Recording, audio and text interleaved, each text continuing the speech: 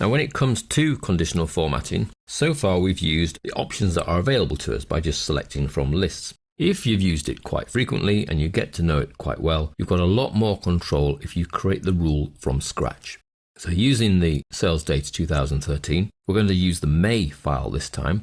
And what you'll find if you go to conditional formatting, the new rule option. So that skips past all of these predefined options and goes straight into new rule. Now we can choose to format all the cells based on their values, format only cells that contain values, format only top or bottom, format only values that are above or below average, format unique and duplicate values, or use a formula to determine which cells to format. So I'm actually going to stick with all cells based on their values, but in our drop list at the bottom, we can customize what those values might be and what might occur. So if I were to choose icon sets, you can see here we can control the icon set that we would like, which you can do from the drop list as well. You can choose which icon set you like. Well, I'm going to choose that one. But as well as being able to choose the icon set, you can then choose when those values kick in. So we're going to get a green tick when the value of the selected cell is equal to or greater than 67. Now that's 67%, not 67 value. Now you can change that to a number, to a formula, or to a percentile. So it will be the top 67%. So I'm going to change that to a number. So when the value of that cell is greater than or equal to 200, you will get the green tick.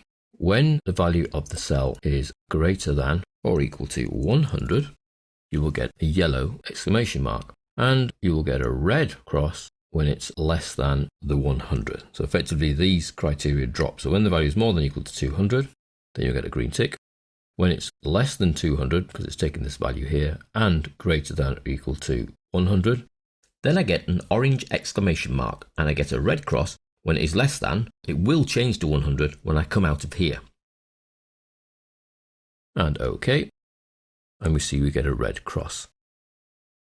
If I use the format painter to then copy that conditional formatting onto all those cells, then we can see we get green ticks when we're over 200 and crosses when we're below 100. We haven't got anything in between, so let's make that 125. When we get the orange exclamation mark, the amber warning symbol. So that's creating your own rules. Conditional formatting, new rule. Make sure you select the cell or cells you are dealing with first before you enter the new rule dialog box, where you can control pretty much anything. Format only cells that contain, so the cell value is between, and we could put two cell values here, X and Y, or we can actually link two cells. Then we can define the range ourselves. So we could link to that cell there and link to that cell below it.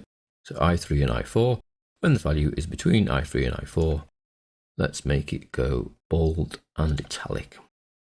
Okay, okay. Now that's only going to affect that cell there, but I3 and I4 are here. So when it's between 25 and 100, it will go bold and italic. And it is between 25 and 100, so it goes bold and italic.